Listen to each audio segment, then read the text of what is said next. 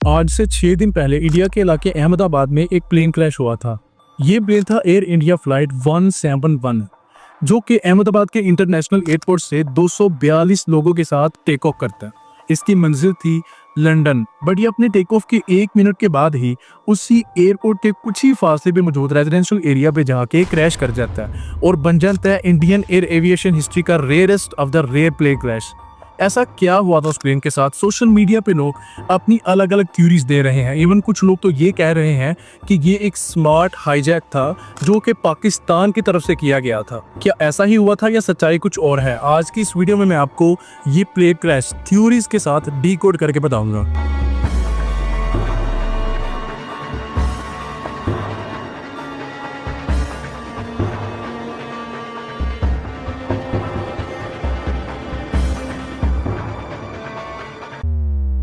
ये 12 जून 2025 का एक खूबसूरत दिन था। वो तमाम मुसाफिर जिन्होंने अहमदाबाद से लंदन जाना था अपने प्यारों से मिलते हैं और सुबह ही अहमदाबाद के सरदार वल्लभ भाई पटेल इंटरनेशनल एयरपोर्ट पे पहुंच जाते हैं।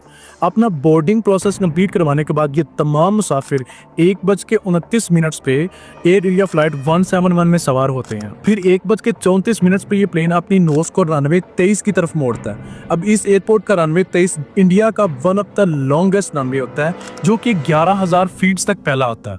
ये प्लेन उस रनवे पे स्पीड पकड़ना स्टार्ट करता है और जब इसकी स्पीड टेक ऑफ के काबिल हो जाती है तो ये 1:38 पे टेक ऑफ कर जाता है। अब ये एक नॉर्मल टेक ऑफ होता है। एयर ट्रैफिक कंट्रोलर भी इस सारे नज़ारे को कंट्रोल कर रहा होता है, उसको भी ये एक नॉर्मल टेक ऑफ लग रहा होता है और ये आराम से अपनी सीट पे बैठ जाता है। बट 5 से 10 सेकंड्स के बाद ही इस एयर ट्रैफिक कंट्रोलर को उस प्लेन में एक अजीब सी चीज़ नज़र आती है। वो ये कि वो प्लेन 400 फीट तक चला गया होता है बट उसने अपने लैंडिंग गियर यानी व्हील्स को अंदर नहीं किया होता, क्योंकि अमूमन अगर कोई भी प्लेन टेक ऑफ करता है तो वो 50 से 100 फीट की हाइट पे ही अपने व्हील्स को अंदर कर लेता है। एज पर ये प्लेन 400 फीट की हाइट पर चला गया होता है बट इसने अपने व्हील्स को अंदर नहीं किया होता, जिसकी वजह से एयर ट्रैफिक कंट्रोलर उस प्लेन के पायलट से कनेक्ट करता है और उसको अपने व्हील्स अंदर करने का कहता है। बट इस पे पायलट का कोई रिस्पॉन्स नहीं आता तो एटीसी को लगता है शायद उसने अपने व्हील्स को अंदर कर लिया हो, तो वो आराम से बैठ जाता है। फिर 5 से 10 सेकंड्स के बाद ही एटीसी को पायलट की ये आवाज आती है, mayday mayday, no power no thrust, we are going down. इतना ही सुनना होता है कि एटीसी के होश उड़ जाते हैं और वो पायलट से इस प्रॉब्लम की वजह पूछता है, बट उस वक्त तक पायलट का राब्ता एटीसी से मुनक़ता हो जाता है। एज पर ये प्लेन अभी टेक ऑफ किया था तो एटीसी इस प्लेन को अपने टॉवर से देख सकता था। तो जब ये टॉवर से उस प्लेन को देखता है तो एटीसी के होश उड़ जाते हैं, क्योंकि वो प्लेन 600 फीट की हाइट पे उड़ रहा होता है और उसकी नज़रों के सामने देखते ही देखते वो प्लेन उसी एयरपोर्ट के कुछ ही फासले में मौजूद मेघानी नगर के रेजिडेंशियल एरिया में बीजे मेडिकल कॉलेज के हॉस्टल में जाके क्रैश कर जाता। और इस प्लेन क्रैश से होने वाला धमाका इंडियन प्लेन क्रैश हिस्ट्री का सबसे बड़ा धमाका था। उसकी वजह ये थी कि ये प्लेन अहमदाबाद से सीधा लंदन जा रहा था और अहमदाबाद से लंदन का फासला 6000 किलोमीटर से भी ज्यादा है और जिसके लिए इस प्लेन में 40 टन से भी ज्यादा फ्यूल्स था, एटीएफ का मतलब हाई क्वालिटी फ्यूल, जिसकी वजह से जब ये प्लेन गिरा तो प्रॉपर आग का गोला बन गया। जब ये प्लेन बीजे मेडिकल कॉलेज के हॉस्टल की बिल्डिंग के साथ टकराया था उस वक्त उस बिल्डिंग में तकरीबन 60 स्टूडेंट्स मौजूद थे, जिनमें कुछ इंटर्न्स डॉक्टर्स भी थे, बट उनमें से कोई नहीं बच सका। और इस प्लेन में भी 242 लोग मौजूद थे क्रू मेंबर्स समेत, और इनमें से भी कोई सरवाइव नहीं कर सका सिवाय एक आदमी के जो मिरेकलसली इस प्लेन क्रैश को सरवाइव कर गया। वो था रमेश विश्वास कुमार। ये यूके का सिटीजन था और ये बचा इस तरह क्योंकि जिस सीट पर ये बैठा हुआ था वो थी 11A और ये सीट उस प्लेन के एग्जिट डोर के बिल्कुल करीब ही थी। जब ये प्लेन क्रैश हुआ तो वो एग्जिट डोर टूट गया और इसकी किस्मत इतनी अच्छी थी कि जिस हिस्से में ये बैठा हुआ था वो हिस्सा बीजे मेडिकल कॉलेज के प्लेग्राउंड में जाके गिरा और जब वो एग्जिट डोर टूटा हुआ था तो इसने तकरीबन 2 फीट की छलांग लगाई और वहां से भाग गया। जब इंडियन अथॉरिटीज को इस प्लेन क्रैश का पता चलता है तो वो हरकत में आ जाती है। सबसे पहले फायर ब्रिगेड आती है और आग पे काबू पाना स्टार्ट कर देती है। एज पर इस प्लेन के अंदर 40 टन से भी ज्यादा एटीएफ मतलब हाई क्वालिटी फ्यूल था। फायर ब्रिगेड वालों के लिए आग पे काबू पाना मुश्किल हो जाता है और दूसरी तरफ एम्बुलेंस भी आती है और बॉडीज को रिकवर करना स्टार्ट कर देती है, बट बॉडीज की हालत भी बहुत बुरी होती है। इसकी वजह से एम्बुलेंस वाले उस प्लेन में ऑन बोर्ड लोगों का डाटा निकलवाते हैं, उनके रिलेटिव्स को बुला के डीएनए टेस्ट के थ्रू बॉडीज की आइडेंटिफिकेशन करना स्टार्ट कर देते हैं। तो इस तरह ये बन जाता है इंडियन एयर एविएशन हिस्ट्री का one of the worst plane crash.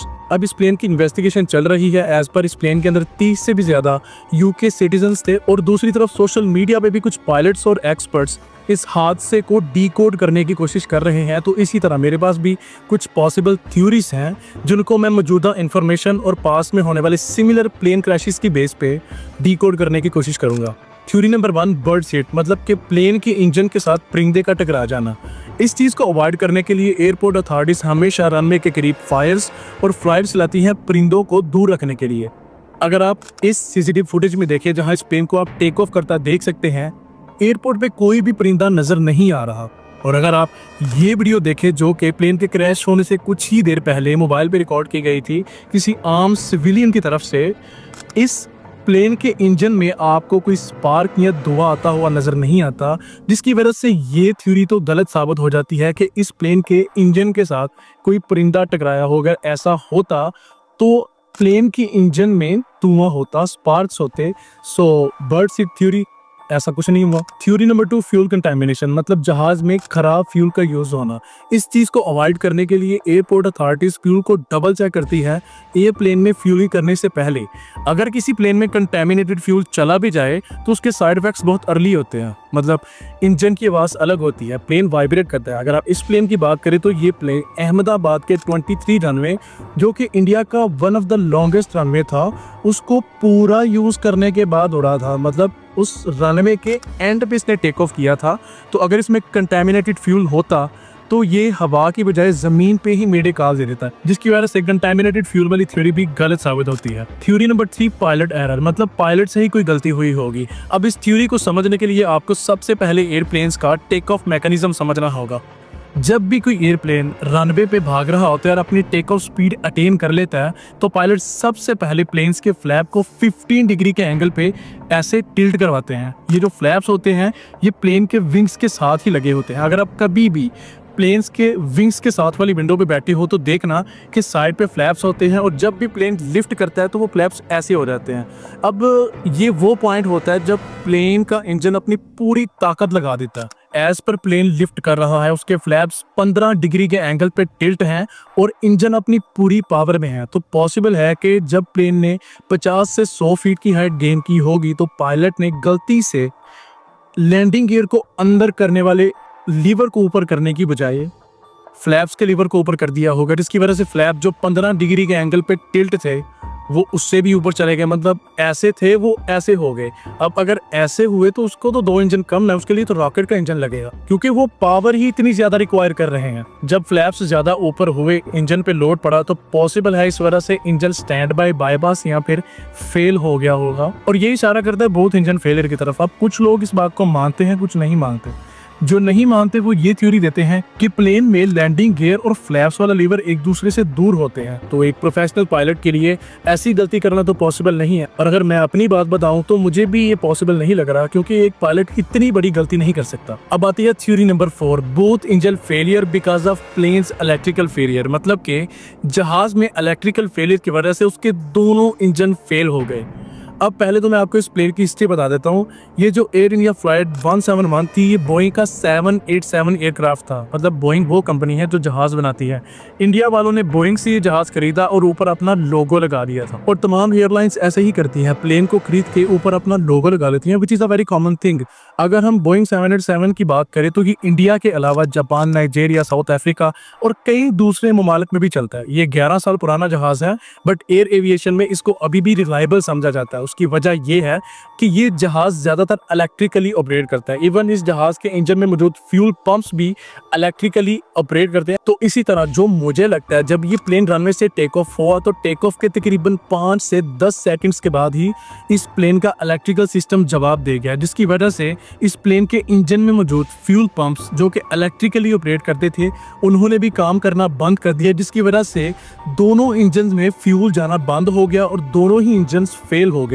जिसकी वजह से आप इंजन की आवाज तो सुन सकते थे, बट ना तो इनके अंदर पावर थी और ना थ्रस्ट थी, जो कि कैप्टन ने ATC वाले से कहा भी था, no power no thrust, we are going down. अब ये बात मैं इतने कॉन्फिडेंस से क्यों बोल रहा हूँ कि इस जहाज का इलेक्ट्रिकल सिस्टम ही फेल हुआ होगा? खैर, मैं आपको एक चीज दिखाना चाहता हूँ। आप ये देखें।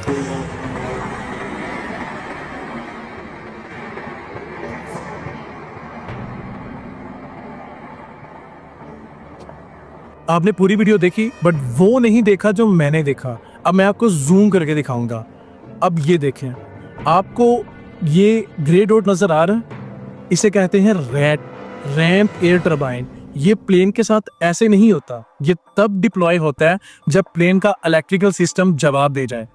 वेल, यहाँ मैं गलत भी हो सकता हूँ, आप ये वीडियो देखें।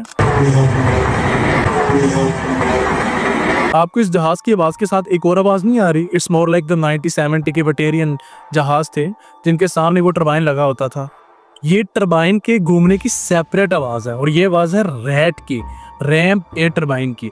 और इससे भी बड़ा सबूत ये है कि इस जहाज में बचने वाला एक सर्वाइवर भी था, जिसका कहना ये था।